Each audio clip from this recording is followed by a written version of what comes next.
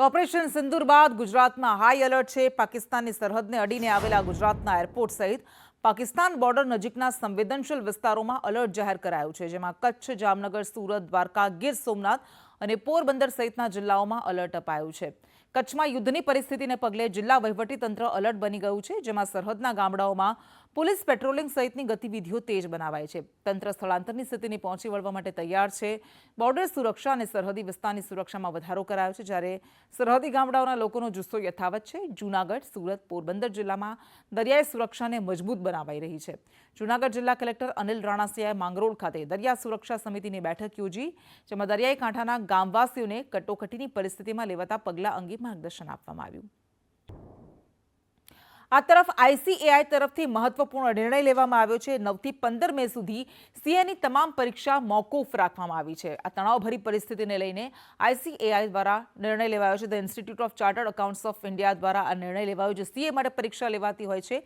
9 થી 15 મે સુધી સીએની તમામ પરીક્ષાઓ મોકૂફ રખાય।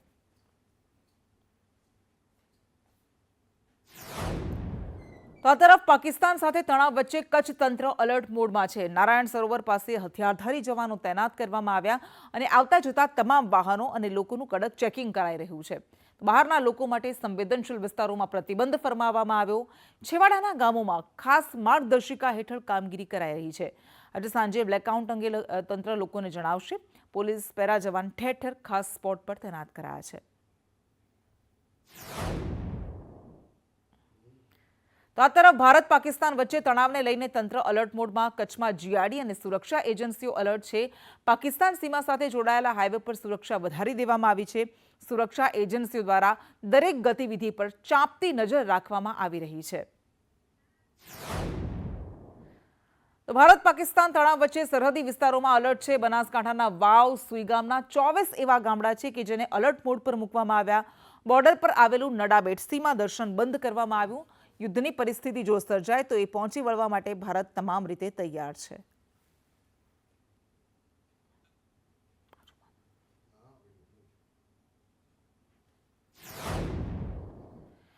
તો અમરેલી જિલ્લામાં દરિયાઈ કોસ્ટલ બેલ્ટ એલર્ટ છે। જાફરાબાદ બંદર પર દરિયો ન ખેડવાની સૂચના આપવામાં આવી। મધ્ય દરિયામાંથી માછીમારોને પરત બોલાવવામાં આવ્યા છે। કોસ્ટલ બેલ્ટમાં 2 ચેકપોસ્ટ શરૂ કરવામાં આવ્યા। ચેકપોસ્ટ પર પીપાવાવ મરીન દ્વારા વાહન ચેકિંગ કરવામાં આવી રહ્યું છે। તો ભારત પાકિસ્તાન વચ્ચે આ તણાવની સ્થિતિ વચ્ચે અમરેલી જિલ્લાના દરિયાઈ કોસ્ટલ બેલ્ટ પણ એલર્ટ મોડમાં છે। તો આ તરફ જૂનાગઢમાં પણ એલર્ટ છે। કલેક્ટર દ્વારા દરિયાઈ સમિતિની એક બેઠક યોજાઈ। કલેક્ટર અનિલ રાણાવાસિયાએ સુરક્ષાની સમીક્ષા કરી હતી અને માંગરોળની તમામ બોટને દરિયામાંથી પરત બોલાવી દરિયાઈ વિસ્તારના ગામડાઓને માહિતી પણ આપી હતી। લક્ષીને થયેલી છે અને હાલની પરિસ્થિતિને અનુરૂપ અત્યારે અમે રાઉન્ડ ધ ક્લોક અમે અમારા મરીન કમાન્ડો અમારા ઉપરી અધિકારીની સૂચના પ્રમાણે સુરક્ષાની કામગીરી કરી રહ્યા છીએ અને આવનાર તમામ બોટને ઝીણવટભરી રીતે અમે ચેક કરીએ છીએ। એ સિવાય પણ જેટલા પણ લેન્ડિંગ પોઈન્ટ છે, ફિશિંગ પોઈન્ટ છે, અને અમે રાઉન્ડ ધ ક્લોક ચેક કરતા રહીએ છીએ અને બધા ખૂબ જ ઉત્સાહથી અને અત્યારની પરિસ્થિતિ પ્રમાણે કામ કરી રહ્યા છે। ભારત પાકિસ્તાન તણાવ વચ્ચે ફાયર કામગીરીની સમીક્ષા કરાઈ રહી છે। ભાવનગરમાં મનપા ફાયર વિભાગે સમીક્ષા કરી। પ્રભારી સચિવ, મનપા કમિશનર અને કલેક્ટરે સમીક્ષા કરી। ઇમરજન્સીમાં ફાયર કામગીરીના અભ્યાસનું નિરીક્ષણ કરવામાં આવ્યું। તો આ તરફ પાકિસ્તાન સાથે વધતા તણાવ વચ્ચે સુરતના હજીરામાં બેઠક થઈ। ઉદ્યોગોના પ્રતિનિધિ અને સુરત પોલીસ વચ્ચે આ બેઠક યોજાઈ, જેમાં હજીરાના રિલાયન્સ, એનટીપીસી, એલએનટીના સુરક્ષા હેડ હાજર રહ્યા હતા। તો એમએનએસ, ક્રિપ્કો સહિતના ઉદ્યોગોના સુરક્ષા હેડ પણ હાજર રહ્યા। સુરક્ષા એચઆર વિભાગના અધિકારીઓ પણ ઉપસ્થિત રહ્યા। સુરત પોલીસ કમિશનર અનુપમસિંહ ગેહલોત ઉપસ્થિત રહ્યા। 24 કલાક હજીરા પોર્ટ પર ચાંપતી નજર રાખવાની સૂચના આપવામાં આવી છે। સુરત શહેરમાં ઔદ્યોગિક વિસ્તાર હજીરા વિસ્તારમાં પણ મોટા પ્રમાણમાં ઇન્ડસ્ટ્રીયલ વિસ્તાર આવેલો છે અને આ વિસ્તાર છે તે દરિયાકાંઠે આવેલો છે। ત્યારે દરિયાકાંઠા પર ચાપતો બંદોબસ્ત મૂકી દેવામાં આવ્યો છે અને સાથે જ અત્યારે તમામ ઇન્ડસ્ટ્રીના લોકો છે તેની સાથે મિટિંગ કરવામાં આવી રહી છે। જો પરિસ્થિતિ જો વિકરાળ બને તો કઈ રીતના પહોંચી વળવું, પરિસ્થિતિ પર કઈ રીતના નિયંત્રણ રાખવું, કઈ રીતના બ્લેકઆઉટ થવા, તમામ માહિતીની જ માહિતગાર કરવા માટે અત્યારે સુરત પોલીસ કમિશનર જે અનુપમસિંહ ગેહલોત છે તેની અધ્યક્ષતામાં અત્યારે મિટિંગ થઈ રહી છે। કેમેરા પર્સન અજીત પટેલ સાથે મનીષ પરમાર, સંદેશ ન્યૂઝ, સુરત। તો આતંકી હુમલાના તણાવ મુદ્દે મોટા સમાચાર. અમદાવાદ સિવિલમાં આરોગ્ય કર્મચારીઓની રજા કેન્સલ કરવામાં આવી છે. રજા પર ગયેલા તબીબોને સાંજ સુધી હાજર થવાની સૂચના આપવામાં આવી. મેડિકલ ઇમરજન્સી માટે તબીબોની ટીમ તૈયાર છે. સિવિલમાં આરોગ્ય વિભાગના અધિકારીઓની બેઠક મળી હતી, જેમાં કહેવાયું કે પૂરતો દવાઓનો જથ્થો અને સ્ટાફ સહિતને તમામ માહિતી અપાઈ છે. આતંકી હુમલાને લઈને દેશભરમાં તણાવની સ્થિતિ જોવા મળી રહી છે ને તે દરમિયાન તમામ સુરક્ષા એજન્સીઓએ તૈયારી બતાવી છે અને એક્શન મોડ ઉપર છે. ત્યારે તમામ જે અલગ અલગ ડિપાર્ટમેન્ટો છે, આરોગ્ય કર્મીઓ હોય તેમની પણ રજા કેન્સલ કરવામાં આવી છે. જ્યારે એશિયાની સૌથી મોટી હોસ્પિટલ સિવિલ હોસ્પિટલમાં પણ શું તૈયારી છે, સુપ્રિન્ટેન્ડન્ટ આપણી સાથે છે, એમની સાથે જ વાત કરીએ.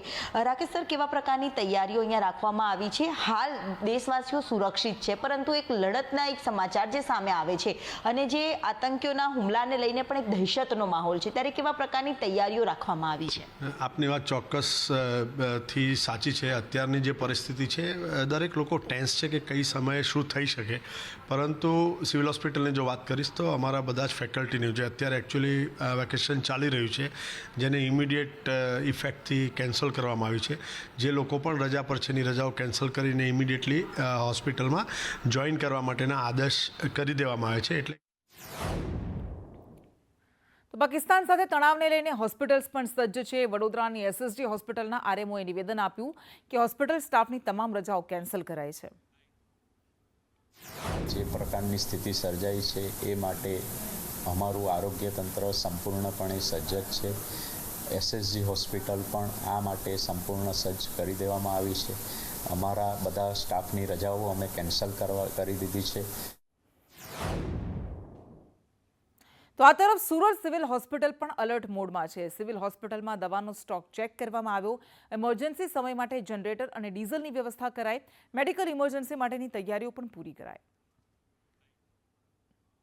જમ્મુ કાશ્મીરમાં આતંકી હુમલા બાદ ભારત પાકિસ્તાન વચ્ચે જે તણાવભરી સ્થિતિ સર્જાઈ છે તેને ધ્યાનમાં રાખીને તમામ વહીવટી તંત્રો એક્શન મોડમાં અને અલર્ટ મોડમાં આવી ગયા છે.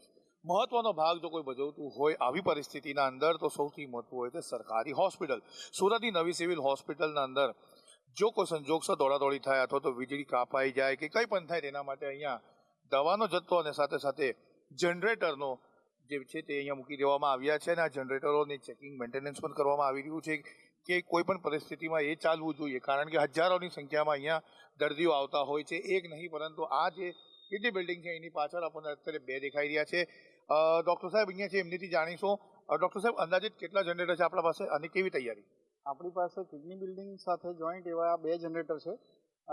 એ કિર્લોસ્કર કંપનીના 750 કેવીના છે.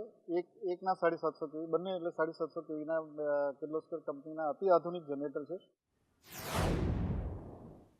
પાકિસ્તાન સામે ભારતની જીત માટે સુરતમાં હવન કરાયું. ભારત પાકિસ્તાન તણાવમાં ભારતની જીત માટે પ્રાર્થના કરાઈ.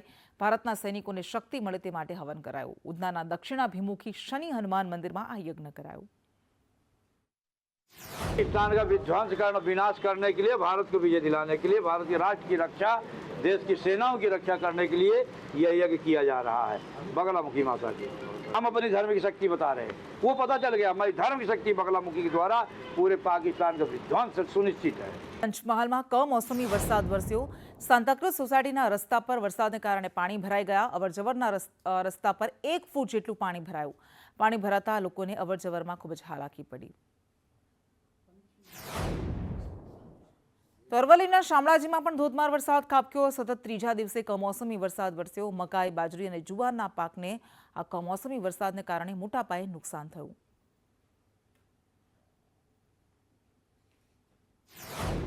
સુરત જિલ્લામાં સતત 4 દિવસથી કમોસમી વરસાદ. ઓલપાડના કાંઠા વિસ્તારમાં કમોસમી વરસાદ ખાબક્યો. દેલાસા, મિર્ઝાપોર, મોર ભગવામાં વરસાદ વરસ્યો. સોનલા, ખારા સહિતના ગ્રામ્ય પંથકમાં પણ વરસાદ વરસ્યો.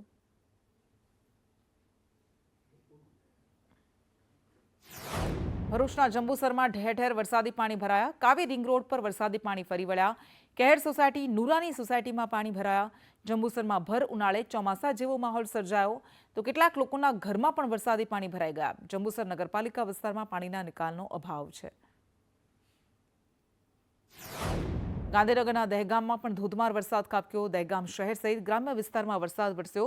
ધોધમાર વરસાદથી ઉનાળામાં ચોમાસા જેવો માહોલ સર્જાયો. આ કમોસમી વરસાદને કારણે ખેડૂતોમાં ચિંતા છે. તો ગાંધીનગરના વાવોલ અંડરપાસમાં પાણી ભરાઈ ગયા. વાવોલથી મહાત્મા મંદિર તરફના રસ્તે પાણી ભરાયા, જેના કારણે વાહન ચાલકોને ભારે હાલાકી પડી. બોટાદ શહેરમાં સતત ચોથા દિવસે વરસાદી માહોલ જામ્યો. શહેરના હવેલી ચોક, જ્યોતિગ્રામ સર્કલમાં વરસાદ, Paliyad road, Gadhada road, Bhavnagar road પર પણ વરસાદ વરસ્યો. કેટલાક ગ્રામ્ય વિસ્તારોમાં કમોસમી વરસાદ ખાબક્યો.